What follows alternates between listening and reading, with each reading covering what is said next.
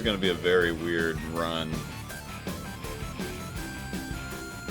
It's not only going to be a bad ending, but it's going to be Curly's story, so there's going to be more dialogue everywhere. Okay. I think we're ready.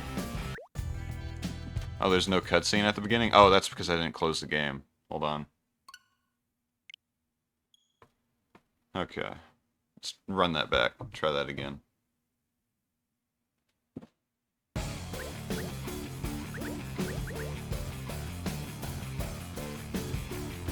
Okay. Here we go.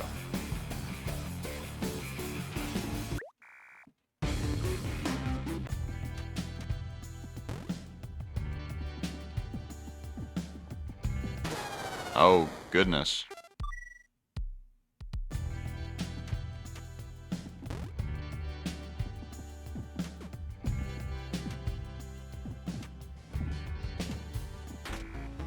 You know what? I think it would be kind of funny to just have Wendigoon in the background. I'm going to unmute him on OBS in a second when I get to the gunsmith.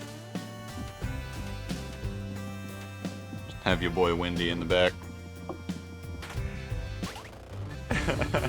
Want to flag that Okay, cohort sounds like an awesome name for, I guess, a band. I was going to say another conspiracy theory. This is already a conspiracy theory they're named in. So yeah, band. The Havana cohort sounds cool. This study served as a call to arms for many in the government and media. Here was a peer-reviewed paper suggesting that a novel external mechanism had injured American officials. Yet, almost immediately, criticism and denial began. Some physicians argued that mass psychogenic illness could not be ruled out because the patients might have been influenced by knowledge of other cases. Which I gotta say, if the patient is familiar with other cases and that leads them to a point of hysteria where they rewire their own brain and their brain starts to show symptom of injury, we should be studying that instead. This guy can rewire his brain because he's scared. That seems important. Dr. Smith, UPenn, responded by stating that it would require an unprecedented level of acting to simulate the cognitive abnormalities observed. You know, that's the loser way to say the thing I just said.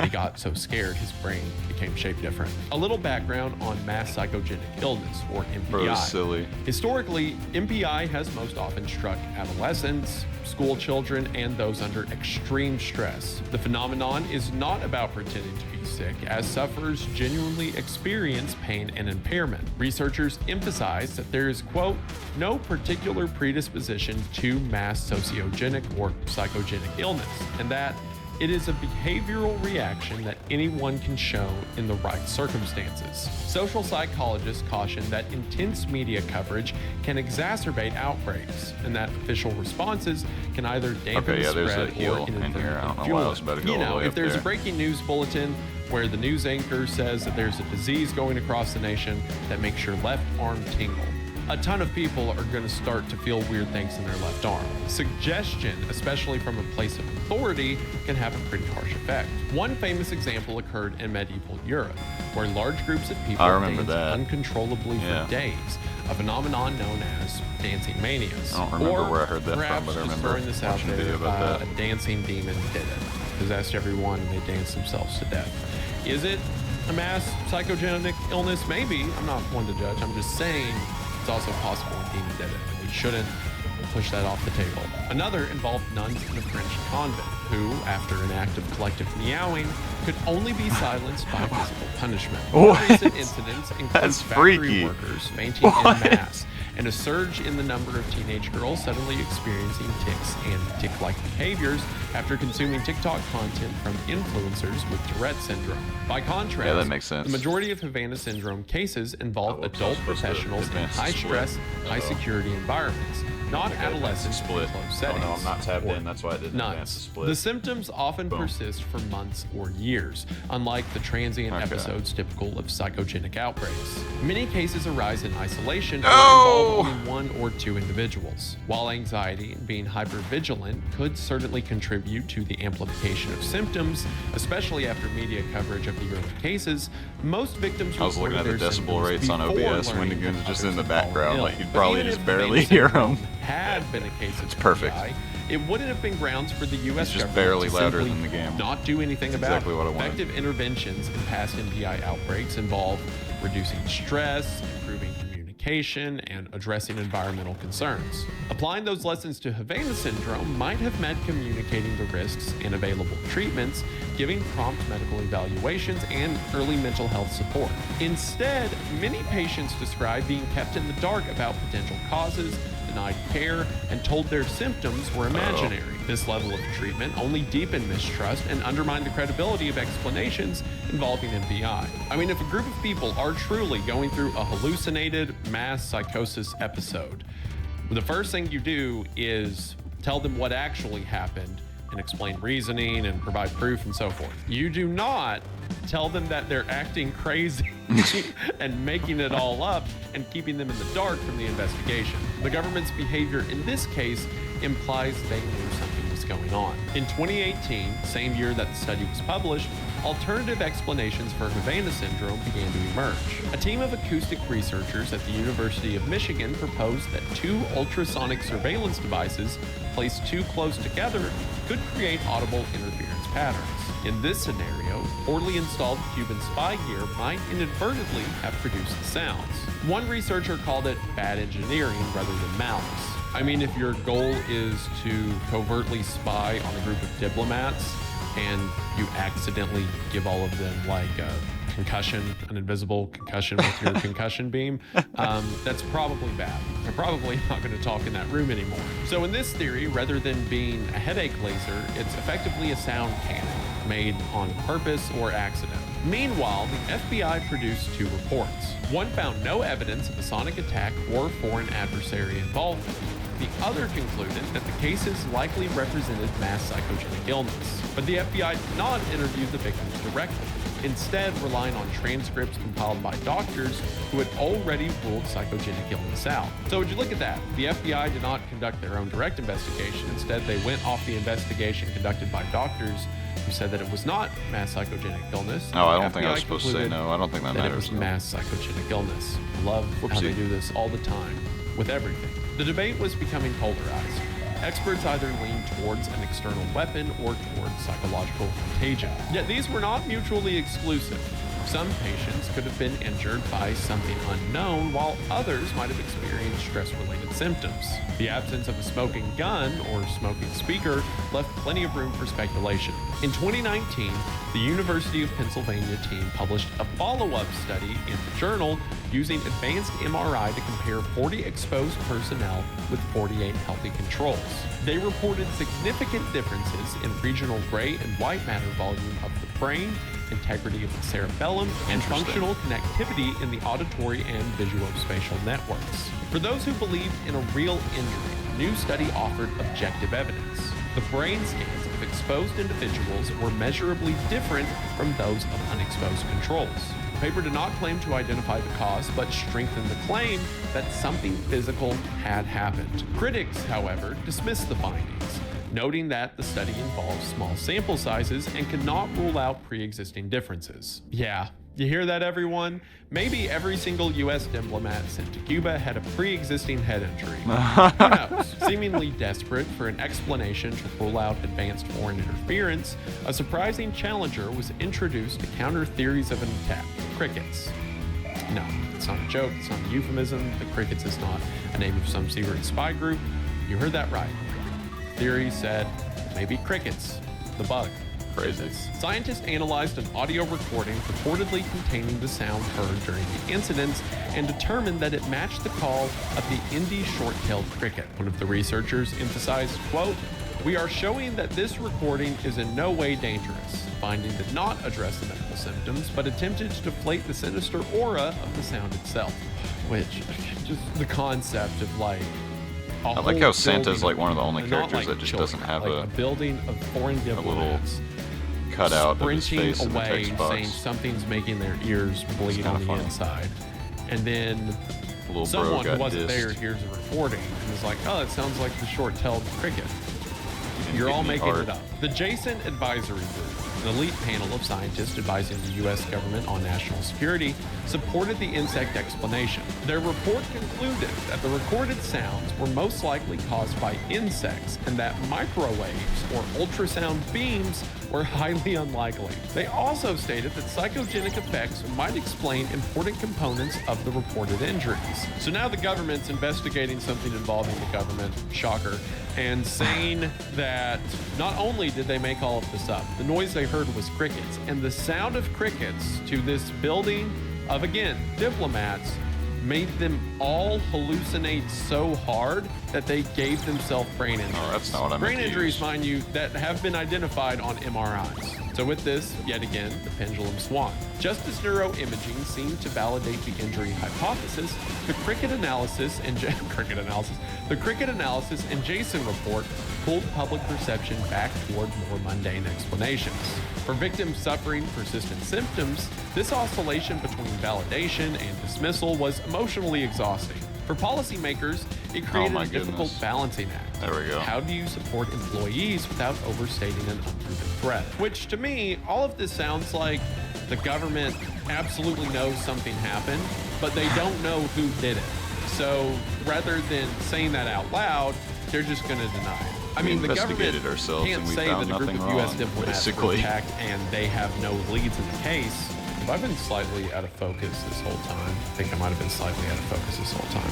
Okay, whatever. They're just going to do what they do all the time and pretend like it doesn't exist until they can act like they were on top of it the whole time. By the end of 2020, 4 years after this all began, the U.S. government still offered no definitive answer. In December of that year, the National Academics of Sciences, Engineering, and Medicine, a private nonprofit institution that provides science policy advice, released a comprehensive report assessing the possible mechanisms behind Havana syndrome. The NAS committee concluded that directed pulsed radio frequency energy was the most plausible explanation for the 4 acute symptoms. They recommended that the State Department equip employees with devices capable of measuring radio frequency exposure. The report emphasized that sudden onset, distinctive symptoms were hard to ascribe to psychological factors alone, but acknowledged that the variability among cases meant multiple causes could be at play. In other words, sure, maybe this device just caused the sound, the ear ringing, and the micro concussions, and then people getting headaches and stressed out and panic is just a symptom that followed all of that, which yes, probably. If I was getting hit by an invisible energy laser, I'd probably be a little upset too. The committee did not claim to know who built or deployed such a device, nor did it suggest that all cases shared the same mechanism. But the recognition of a direct energy hypothesis by the NAS report lent credibility to the legitimacy of those beliefs once again. Because you have most of the government being like, oh, they probably all made it up. And then another group of the government says, yeah, they probably did not make this up. As absurd as the explanation of crickets and psychosomatic ailments already were, those suggestions became even more ridiculous when you consider the fact that weapons, such as those that were theorized in the wake of the Havana incidents, were already a known reality. Parallel to debates about mass hysteria, physicists and military researchers have long explored the idea that high-frequency energy could directly affect the human nervous system.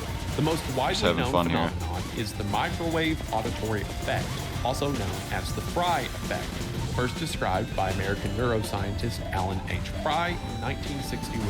In his experiments, Fry showed that pulse or modulated radio frequency energy could make people perceive sounds, buzzes, clicks, hisses, or knocks generated entirely inside their heads. The mechanism is thought to involve thermoelastic expansion. In other words, each microwave pulse causes a tiny, rapid rise in temperature in brain tissue, creating a pressure wave that travels to the inner ear and stimulates the cochlea. Fry discovered that by adjusting the width and repetition rate of the pulse, he could induce sensations ranging from mild buzzing to the perception of, quote, severe buffeting of the head, like pins and needles. Modern subjects working near radar installations have reported hearing clicks and feeling head pressure when exposed to certain pulsed frequencies. Scientists and defense agencies quickly recognized the implications.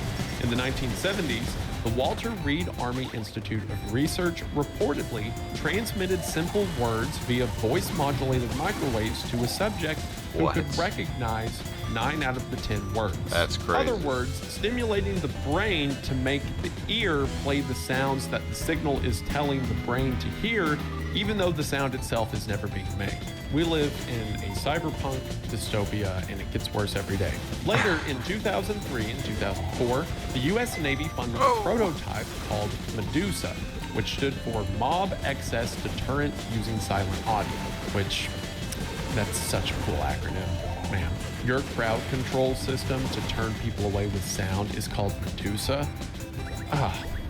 That goes so hard. The device was intended to incapacitate targets temporarily by beaming pulsed microwaves to create painful auditory sensations. Some experts, however, doubted whether such a device could be deployed without causing thermal damage. UPenn bioengineering professor Ken Foster argued that the energy levels required to produce audible clicks would, quote, kill you well before you were bothered by the noise. Bill Guy of the University of Washington, not to be confused with Bill Nye, Science Guy, explains that the public often misunderstands the microwave auditory effect, and that the heat generated would be far more harmful than the perceived sound, which would make sense. If you were thrown into a giant microwave, I don't think you would care about the noise, as you would be, boiling from the inside. Despite the skepticism, pulsed energy technologies do exist. The U.S. military's active denial system, unveiled in the 2000s, uses millimeter wave radiation to create an intense burning sensation on the skin and is marketed as a crowd control tool. Long-range acoustic devices, or LRADs, produce directional sound waves that can cause pain or disorientation. In each case, the primary effect is temporary discomfort rather than permanent injury, but the underlying principle is the same. The source emits energy that the human body converts into painful neural signals. Witnesses of the United States raid on Maduro's compound in Venezuela in January 2026 claimed that the United States used similar weapons to cause disorientation and discomfort before the actual agents made entry into the compound, although the United States has neither confirmed nor denied this. Imagine that. When the National Academies of Sciences assessed Havana syndrome in 2020, they concluded that pulsed radio frequency energy was the most plausible mechanism for the sudden, localized symptoms. The committee did not assert that such a device had been deployed, but it noted that research into non-lethal directed energy weapons by various countries made the hypothesis worth considering. Proponents of the directed energy theory pointed to several clues. The symptoms of Havana syndrome were consistent with the Fry effect's head buffeting sensation, and the tech is certainly there. Tests conducted by the U.S. defense agencies have demonstrated devices that can emit pulses capable of penetrating walls and affecting animals. The ODNI and CIA maintain that no foreign adversary currently possesses a weapon capable of producing the purported effects. But as we've learned many times on this channel, the CIA has never been a beacon of honesty, just perceived control. So of course, no one else has these weapons. Not at all. We only have them, but we don't have them. But if we did have them, we'd be the only ones, and no one else. Right. Yeah. We promise. Although the earliest reports originated in Havana, the pattern soon spread far beyond Cuba. In the spring of 2018, U.S. consulate employees in Guangzhou, China, began noticing similar ear-piercing noises and neurological symptoms. One case occurred in April of 2018 when a diplomat in Guangzhou reported abnormal sounds and pressure sensations. Several colleagues subsequently reported headaches and sleep problems. The consulate evacuated at least 2 individuals, and Secretary of State Mike Pompeo told Congress that the cases were, quote, very similar to those in Havana. The State Department issued a health alert for all mainland China, urging employees to seek medical evaluation if they perceived unexplained auditory phenomena. In 2019 and 2020, intelligence officers in London and Berlin felt as if they had been struck by invisible pressure waves. Some were told to take ibuprofen and rest. That is the classic U.S. government thing. Every friend I have who's been in the military said you could cut your leg off, and they'd be like, here's ibuprofen and water. You're welcome. By 2021, the problem had become truly global. Dozens of cases emerged among U.S. diplomats and CIA officers in Vienna, Austria, making it one of the largest clusters. The CIA station chief was recalled for not taking the incident seriously enough. Reports trickled in from Belgrade, Berlin, Pagoda, London, Delhi, Hanoi, and India. In many of these places, victims described hearing localized sounds or feeling a sudden pressure, followed by chronic headaches, vertigo, and cognitive issues. Each new country added to the sense that Havana syndrome might represent a systemic threat rather than a localized event. The wide geographic distribution also complicated investigations. With multiple jurisdictions and different medical systems, collecting consistent data was difficult. Recognizing the scope of the problem, the United States Department created a Health Incident Response Task Force in 2021 to coordinate care and investigations. The task force assembled neurologists, otolaryngologists, who, if you don't know, are physicians that diagnose and treat medical conditions pertaining to the head and neck, and other specialists. They launched a pilot program to collect baseline medical data from personnel and sought to provide centralized guidance to overseas posts. The idea was to gather data proactively so that any future incidents could be contextualized against a baseline. Come on. Havana syndrome is no longer a simple embassy's nightmare, but a health and security challenge around the world. In October of 2021, Congress passed the Havana Act, short for Helping American Victims Afflicted by Neurological Attacks. Oh, what a cool other acronym. They managed to get the words to spell out Havana. It's beautiful. You know, I hate the government sometimes, but they can't put an acronym together. The Havana Act authorized compensation for brain injuries incurred before and after. The law acknowledged that some U.S. employees had suffered serious harm, even as the government still debated the cause. The Havana Act's passage was bipartisan, an unusual outcome in modern American politics. The Cuban Academy of Sciences responded with its own report in December of 2021. Arguing that psychogenic illness was the most likely explanation. Cuban scientists claimed that the United States investigations had suppressed alternative hypotheses and that no plausible weapon could produce the reported ailments. This report only deepened the diplomatic divide. U.S. officials insisted that something external had injured their employees, and Cuba played the denial card and accused Washington of politicizing science. Sounds like Cuba was a big fan of the cricket theory. It's also funny in the midst of this, you have Cuba, who 6 years later is like, no, we think they made it all up. We're pretty sure about that. And also, we didn't do it. That's the important thing to know. We didn't do it, but if someone did do it, it was probably the crickets. The Guardian, a British newspaper, countered the Cuban Academy by reporting that portable microwave weapons had been deployed by several countries and that an American company had built Medusa for the U.S. Marine Corps in 2004. In this article, Medusa was described as small enough to fit in a car and capable of causing a, quote, temporarily incapacitating effect. Experts told the newspaper that Russia and China could also have deployed similar devices. Which it is funny that Cuba publishes their study and says these things can't even exist.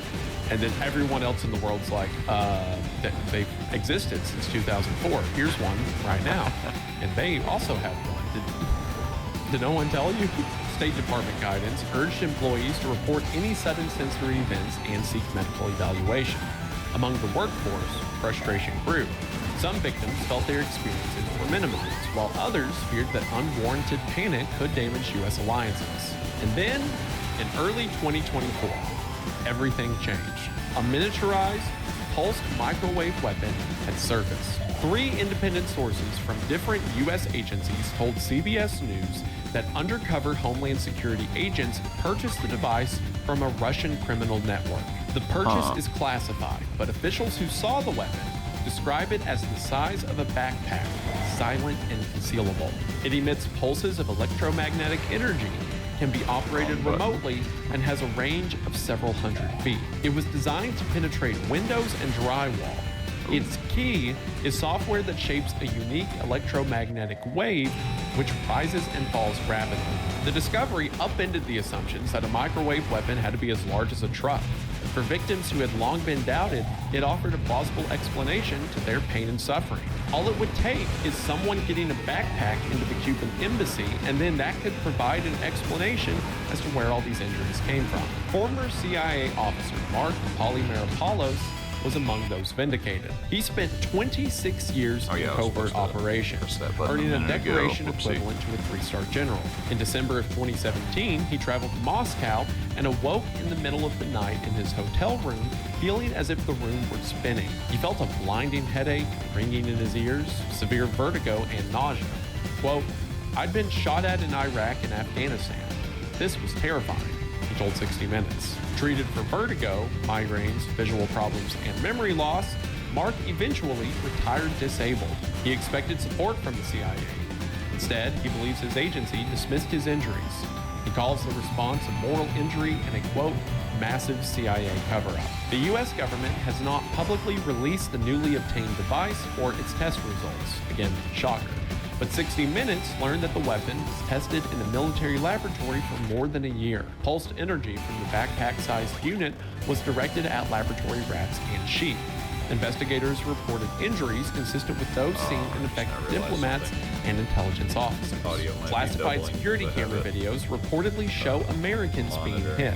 In one clip, 2 FBI agents on vacation in an Istanbul restaurant suddenly grab their heads after a man with a backpack enters. While another clip from a stairwell in the U.S. Embassy in Vienna shows 2 people collapsing simultaneously. These accounts align with the long-standing warnings from Stanford neuroscientist Dr. David Relman, whose research found that pulsed microwave radiation can stimulate electrically active tissues such as the brain and heart. Relman explained that pulsed waves mimic the brain's own electrical signals, making them an ideal stealth weapon. Victims feel as if the sensation originates in their own head. In late 2023, after the device's discovery, the White House quietly summoned about half a dozen victims to a meeting organized by Dr. Relman. Without divulging classified details, officials told them that new intelligence had shifted their understanding of the attacks. For Mark and others, the meeting was the first time they felt truly believed. This revelation showed the world that Havana syndrome is not merely a mystery of crickets or psychogenic illness. It is potentially a case of hostile technology designed for covert harm. In March of 2023, the Office of the Director of National Intelligence, or the ODNI, had released a long-awaited assessment of the anomalous health incidents. The report concluded that most U.S. intelligence agencies assessed it was, quote, very unlikely that a foreign adversary was responsible. The ODNI said it had found no credible evidence that any adversary possessed a weapon capable of causing reported injuries. While acknowledging ongoing debate about potential RF capabilities, the assessment suggested that many cases could be explained by environmental factors, pre-existing conditions, or other non-hostile causes. For many affected individuals, as you can imagine, this ODNI report was a betrayal. They argued that the intelligence community had effectively invalidated their suffering and undermined the efforts to secure benefits. With the eventual revelation later that exactly such a device existed, later that same year, the report gave credence to accusations of a cover-up by the same community. I mean, a few months before a device is discovered that can cause it, they put out a report saying no one caused this. But the conversation did not end with the ODNI report.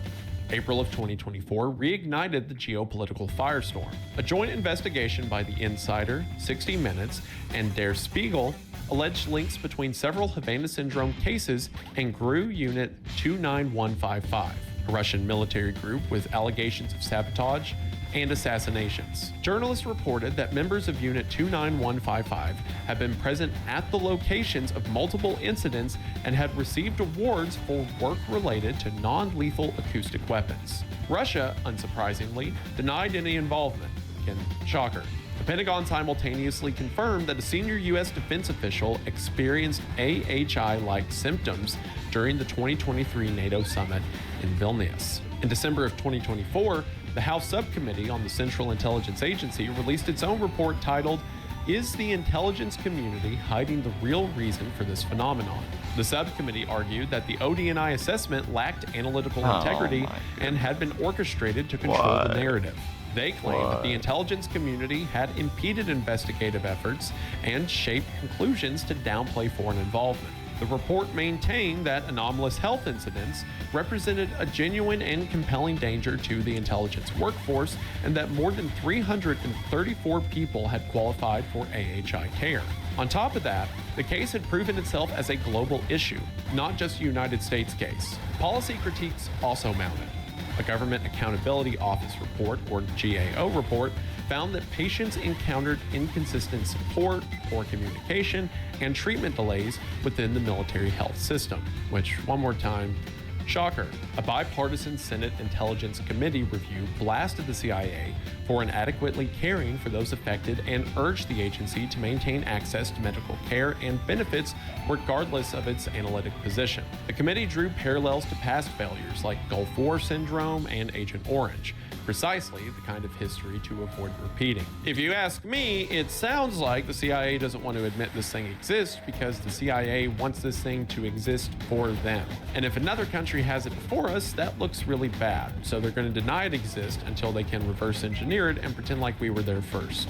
Or again, hypothetically, maybe demons are doing it. Who's to say? By January of 2025, the intelligence community had softened its stance without fully reversing course. The DNI's updated assessment reiterated that a broad foreign campaign was very unlikely, but acknowledged that two intelligence components had changed their views on whether a foreign actor possessed a capability consistent with some reported symptoms. In other words, while most agencies still claim to see no evidence of a widespread adversarial operation, a minority within the community now conceded that a handful of cases might involve a novel device. The door to direct energy explanations was not shut. Goodness. It's also funny they do all this after it's uncovered by reporters that the device does exist. Like, they just deny this thing could exist or another country could be using it, and then a group of reporters figure out that this thing does exist, and then they have these quiet meetings for victims to compensate them, and then publicly they're like, okay, well, it might exist, we just don't know it exists, but a few people think maybe.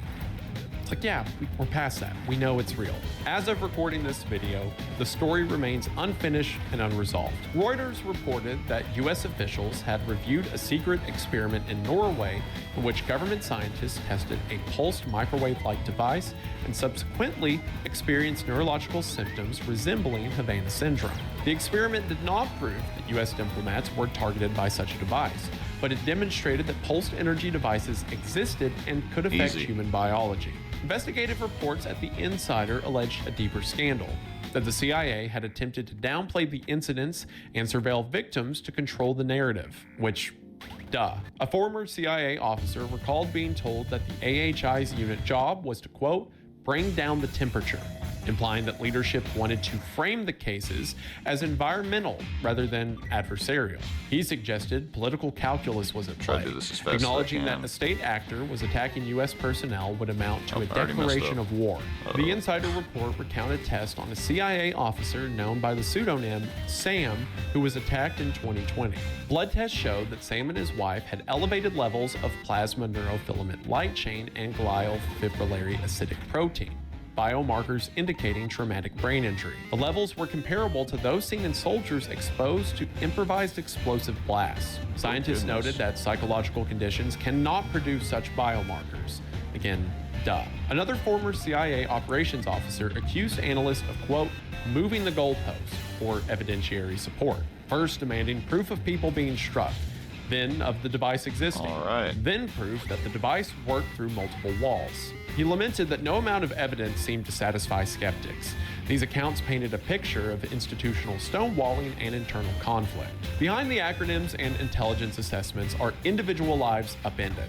Many victims continue to experience a laundry list of symptoms that persist. Memory lapses, difficulty concentrating, balance problems, tinnitus, insomnia, chronic headaches, months or years after their initial exposure. These persistent issues have forced some to retire early, others to seek disability benefits, and still others to live with uncertainty about whether their cognitive decline will worsen. Families have likewise been shaken. Children of diplomats have exhibited behavioral changes and learning difficulties, while spouses struggle to manage households amid ongoing medical appointments. Just as unsettling is the reality that such a weapon, technologically advanced, mysterious, and mostly invisible, does exist. It's available on the black market and is likely well known to the Russian military. To what extent the United States government possesses and employs a similar weapon is also unknown. It's not very comforting when the people who are supposed to be protecting us from weapons like this coming from overseas won't even acknowledge that it exists. which makes you wonder what they're doing with it if they have the same or similar device, which according to journalists, they already do.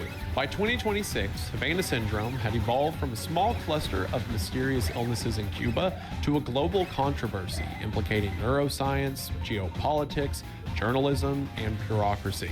Along the way, it revealed fault lines in how governments handle uncertainty, how science interfaces with national security, and how institutions respond to people who believe they've been wrong. It also revealed the United States intelligence community's unwillingness to acknowledge a novel weapon, or worse, their inability to find and combat it. On the medical side, researchers are still split. A small but growing body of evidence suggests that pulsed energy devices can affect biological tissue. Victims continue to report disabling symptoms that hamper their ability to work, parent, and live. For them, the question is not academic. On the intelligence side, assessments have oscillated from near certainty of foreign attack to declarations that adversary involvement is very unlikely. Congressional investigations have accused the intelligence community of suppressing leads, and former officers allege cover-ups. Diplomats and spies have become reluctant to report incidents, fearing ridicule or career damage. Allies and adversaries alike watch how the United States manages the saga. New evidence has also emerged from beyond the diplomatic corps. In 2022, plasma physicist Amy Eskridge warned colleagues that any report of her suicide or overdose would be false. She believed she was under attack by a direct energy weapon and showed friends burn marks on her hands. A colleague reportedly identified the device as an RF K-band emitter powered by car batteries. Not long after this, Amy died. And you guessed it, her death was ruled a suicide. Yet federal investigators are now examining the deaths or disappearances of at least 11 scientists involved in exotic energy research, including anti-gravity propulsion and UAPs. In other words, anti-gravity devices and unmanned aerial projectiles, which, mind you, means anti-gravity devices and unidentified anomalous phenomena, or UFOs. We're in a reality where UFO researchers and anti-gravity workers and sound cannon researchers might be being killed by their government for their work. And I wish this was just a cool dystopian world I got to read about, but we're in it, where every time something cool happens, there's like a bajillion awful things that come with it. But hey, anti-gravity boots. Sounds fun. Cases like Amy's have become touchstones for advocates who argue that the technology behind Havana syndrome is real and that the threat extends beyond diplomacy. Ultimately, Havana syndrome exposes a painful truth about modern governance. Complex problems rarely yield clear answers within the timelines demanded by politics and media. 10 years on, and there's no consensus about whether a hostile actor wielded a secret microwave weapon, whether stress and expectation magnified innocuous stimuli into debilitating symptoms, or whether some combination of factors is at work. Or, you know, if crickets did it. Yet something undeniably happened. People became ill, relationships with Cuba were strained, congressional hearings were held, laws were passed, careers were derailed, and as of 2026, scientific experiments continue in secret labs while victims wait for closure. The unresolved nature of the story may be precisely why it matters. Havana syndrome illustrates how the interplay between science, secrecy, and politics can leave even the most powerful nation flailing for answers. The systematic injury that Havana syndrome has left consists of symptoms like political paranoia and pointing blame at everyone and anyone. Without having an individual dependent on, who knows how long it will take to solve this complicated riddle. If anything, Havana syndrome should be used as a reminder that the absence of a definitive villain does not absolve us of the duty to care for those caught in the crossfire, or make those who deny its existence look any better. In the meantime, a mysterious invisible weapon is in the hands of unknown adversaries. Since we're getting the bad ending, we can go up there and heal, so or even know if it exists. So, you know, just in case you didn't already have trouble sleeping at night. And I think that's the perfect note to end our video about Havana syndrome. I'm glad that I waited until now to Oh, bro just died? Because so much has happened in the past 2 or 3 years. I mean, when I covered it for the Conspiracy Theory Iceberg... Okay, I haven't done the bad ending in a long time. I didn't know Booster just up and dies. Kind of weird, holy crap. Mass hysteria thing that happened in Havana, but you shouldn't worry about it. It's just a conspiracy theory. And now it's like, okay, well, multiple State Departments have admitted this thing does exist and is probably being used by someone that hates us, but you shouldn't worry about it. And who might it be? Who's to say? Don't read journals about it. Like I said, it's depressing that even when something bad happens, we have to prepare for the waves of bad things to flow from our own government to follow. A tragedy cannot just be a tragedy, or an attack cannot just be an attack. It has to be followed by years of manipulation and reframing and gaslighting. But hey, at least you know about it now, and maybe that's good for something. And above all else, we just want to say thank you for watching. I'm really glad I got to make this video, and I'm glad we've put together a phenomenal team who made it a reality and did far better on the research and script than I probably ever could have. Everyone who made this video possible will be credited in the description. Be sure to show them some love. Uploads here Mondays at noon. Be sure to check out the OG channel Windagoon and gaming videos where I get bullied by the editor over on Windaglitch. New content on the way soon, but I believe that should do it for now. And before I go, we just want to say thank you for watching. We hope that you enjoyed, and we'll see you in the next one. Bye!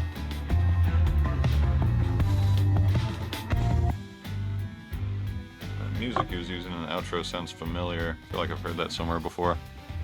I don't know where, though. Okay, so we got the snake. We got our solid snake. Our snake is now solid. And we're doing the bad ending. That is locked in, because Booster just up and died. So, yeah, bad ending time.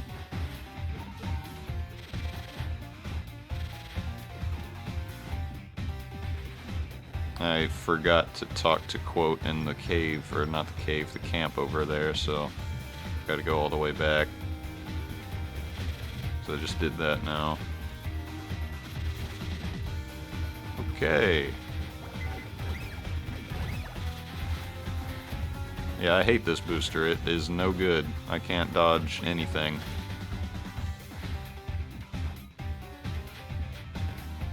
Not how I want to, anyway.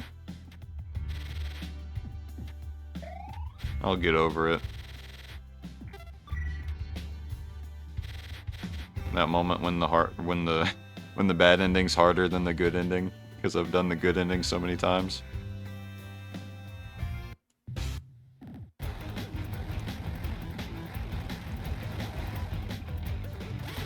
Oh, that sucks. Just immediately leveled down. Okay. Okay. This is not working. Okay, we got him. That was rough.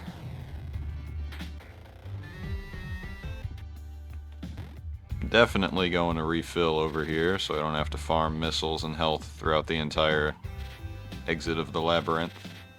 That would suck.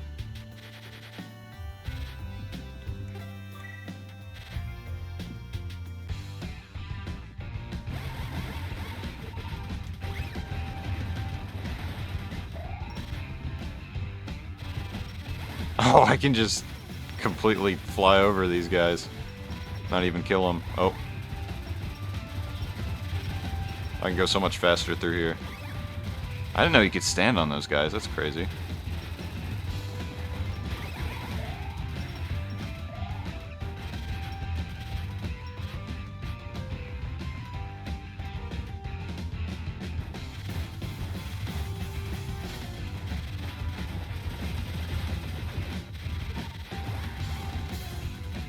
I'm gonna do the damage boost anyway. Oh, I messed it up somehow. Oh well.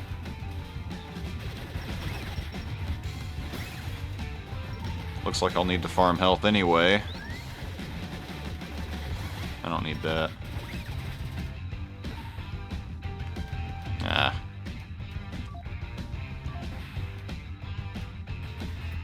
Oh, and I also need XP. Oh, I never... that's... Okay, that's why I normally kill everything, is to get XP, huh? Might have to go up there again and kill stuff. Actually, no, because there's a teleporter. Yeah, I forgot. Okay, that's good. We can just use the teleporter and get all our stuff maxed out. Okay.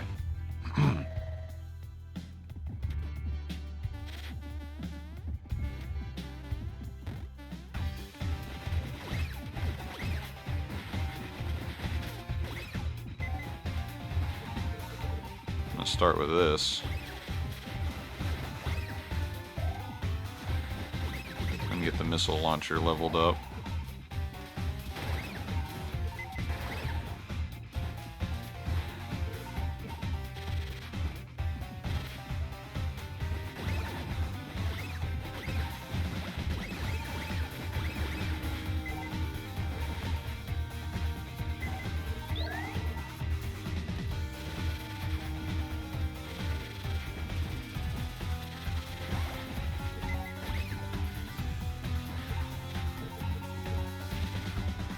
Okay, I think that's good enough. We can teleport back and get the rest from the big floaty guys.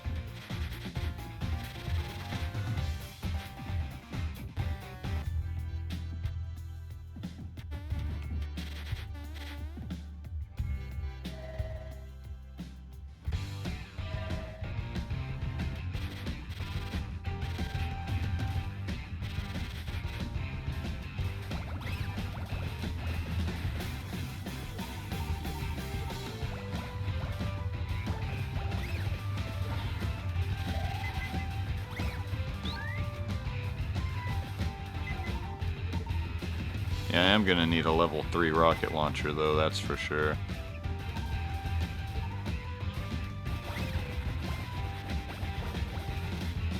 I don't know if I can get enough XP for that from these guys.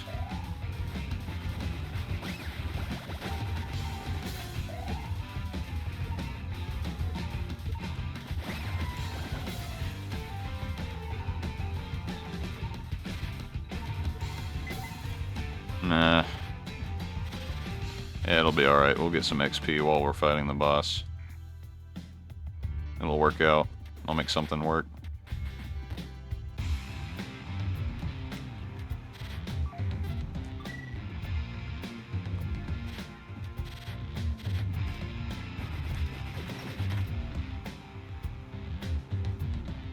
I didn't skip that, huh? Whoops.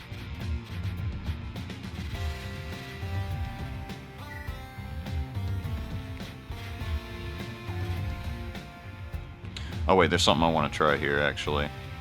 If you land in just right, you can maintain your momentum. I didn't do it right, though. I think you need the machine gun to do it, actually, now that I think about it. It looks like it's easier to do on the way back, though. We'll try that. Okay, I hit the wall. Dang it.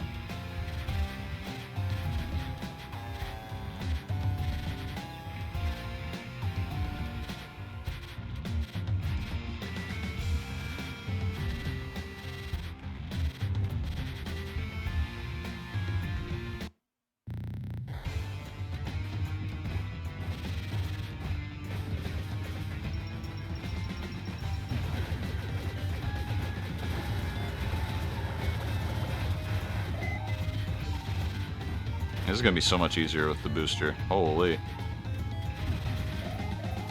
Drowning's not even going to be a problem. It's not even going to be a possibility.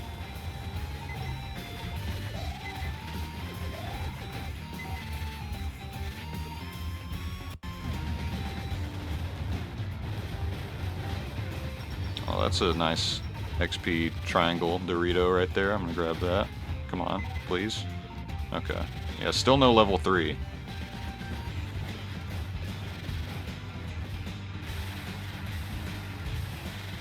Ow. That hurt. Where is he? Why is he so far in the wall? Okay, there we go. Easy. Did it level up? It leveled up while the cutscene was happening. It's crazy. Oh well. Now we just have to wait.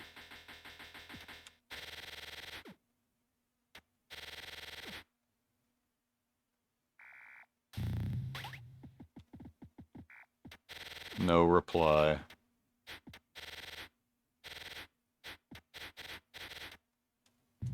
I will admit it's a little bit less sad when it's him dying. It's probably why I'm doing this kind of playthrough here.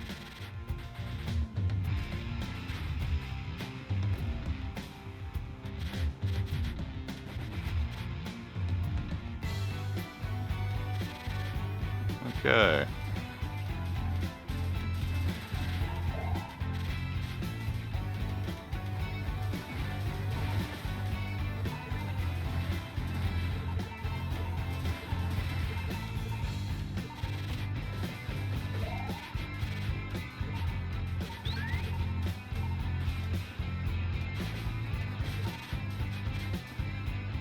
Oh, this is gonna be so much easier with this booster. Holy.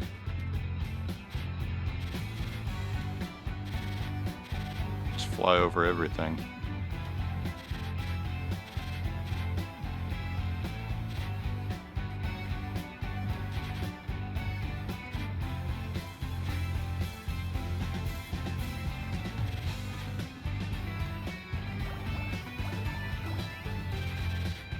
Oh.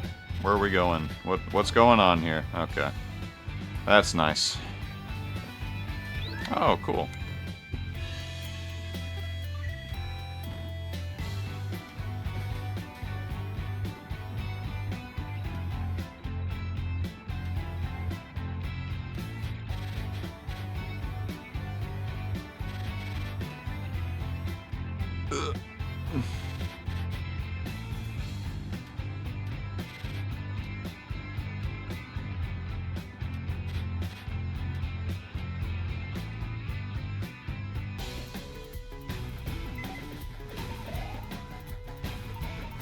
Where is he? Where's the fish? There he is. I'm gonna try to no-hit him this time. I'm not really worried about time here. Oh, I got hit by one of the puffer fish. Dang it. Whatever, it doesn't matter. It's fine. Oh yeah, I was supposed to press the button. I have not pressed the button in a second. There. Okay.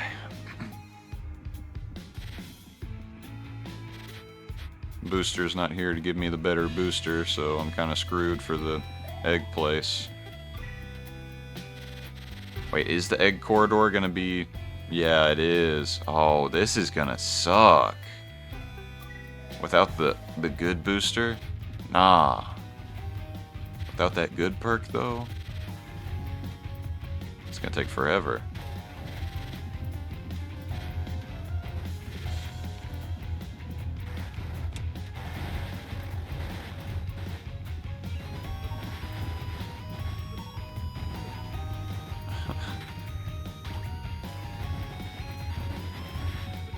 Come on, level up. There we go.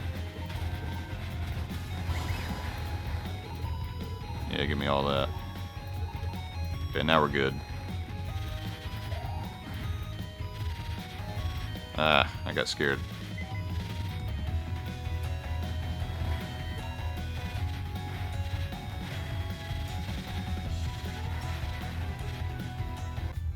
Oh, how am I going to deal with this? I don't have the spur. Oh, what? Okay, that works. That worked really good, actually.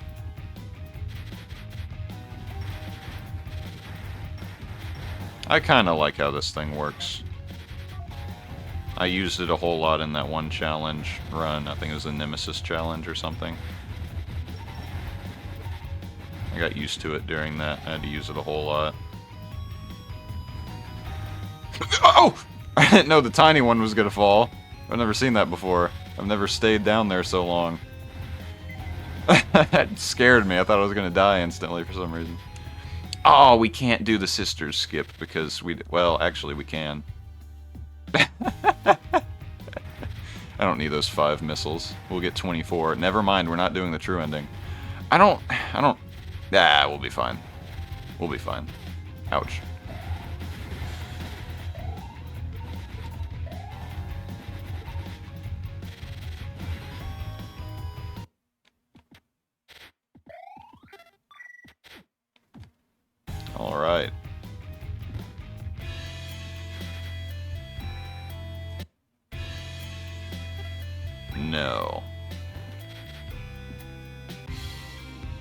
Okay, here we go.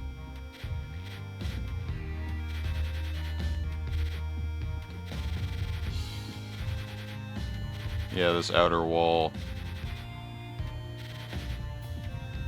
It's crazy. You could do all of this without a single booster, it looks like. There's platforms spaced just perfectly for normal jumps everywhere. That is kind of crazy. I don't know how you'd get here without a booster, because there's, you know, you already get the other one for the true ending before here. I guess this is like this just in case you you have the Mimiga mask and you don't have your jetpack anymore and you come down here for some reason. There's still a way to get back up. That's neat. I like that. Good game design. Oh.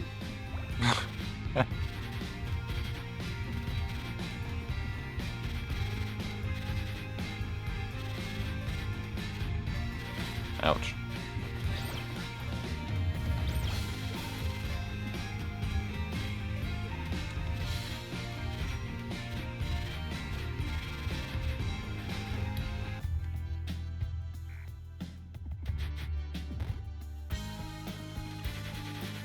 That's gonna land in that hole right there. That would have been funny, but I don't really want to do that.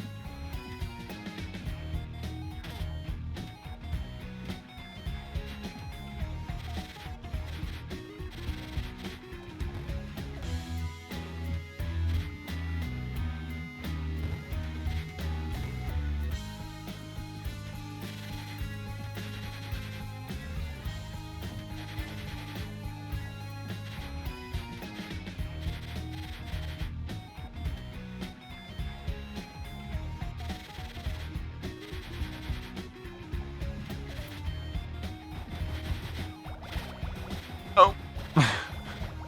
Almost fell in the water.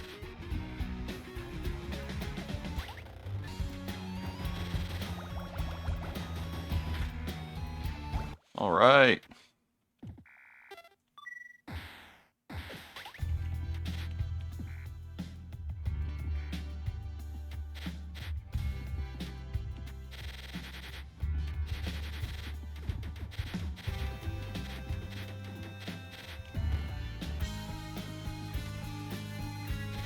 I'm gonna go ahead and get that heart capsule over here. Life capsule. Whatever it's called. Oh, can I not reach it because I don't have... Okay, no, I can reach it. It's just gonna be a little bit harder. The damage boost, it threw me off. There we go.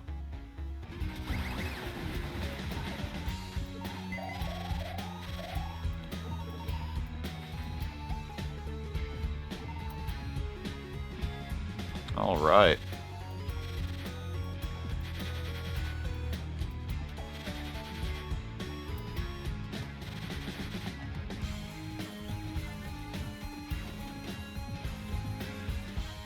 Oh, whoops.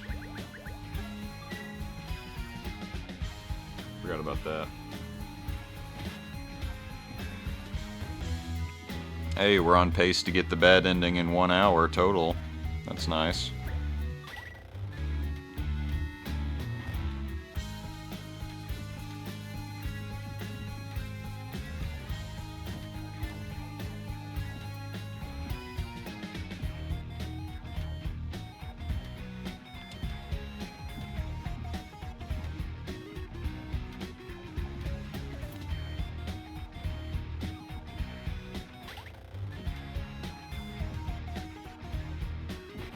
Bro was in my way. He was right on top of that door.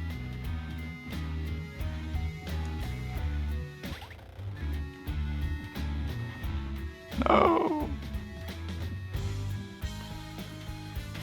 Oh, come on.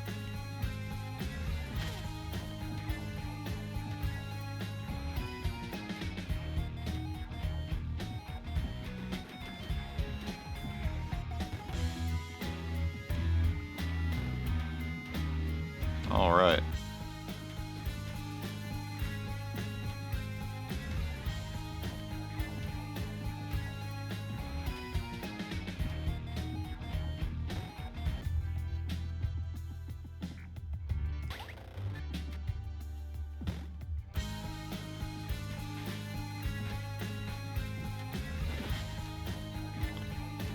Ugh. Ugh.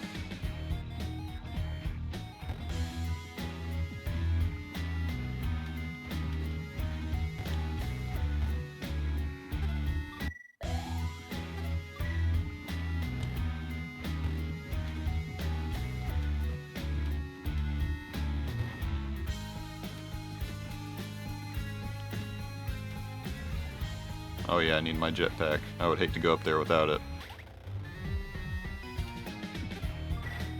Alright. I need to turn it on.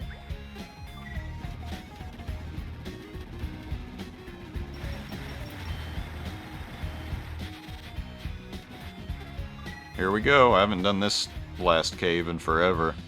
This is the easy one. Or, well, I guess the bad ending one. I don't know. I don't think either of them are easy. I guess there is objectively a harder one, though, and that would be the other one. But I've done the other one so many times. I have not seen this one in years. Like, legitimately.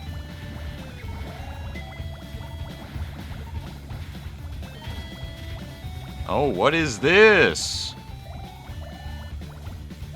Okay.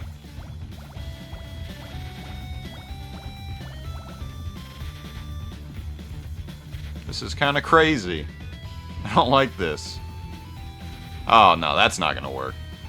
Oh, you gotta be kidding me. I don't know if I'm making it. I'm glad that was water. Oh.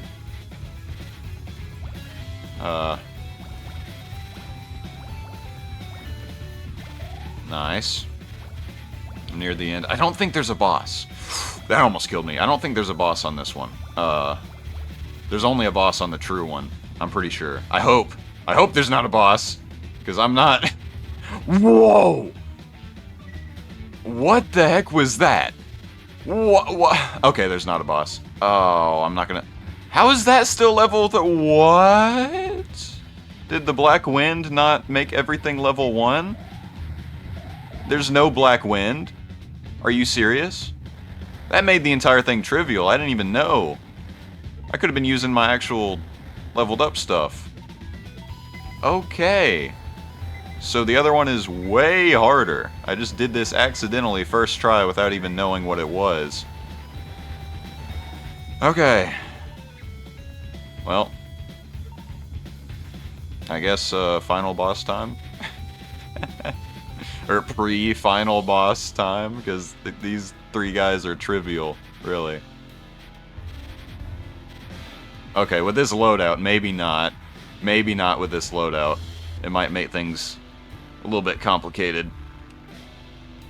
I would prefer the machine gun, honestly, if I were fighting these three guys on a bad ending run. But we will try. We'll try our best. Okay.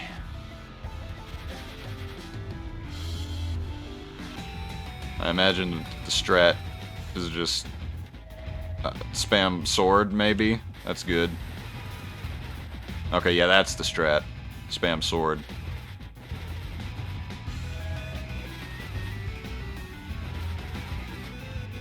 Good stuff. Sword spam! Ow. Bro, she's not even doing the lightning because I'm too close to her. I think the sword's just the way to go. Awesome. What's my health like? Oh, not the best. I think I got hit twice. Okay. That's fine. This should be a breeze. I'm gonna try to use the sword again.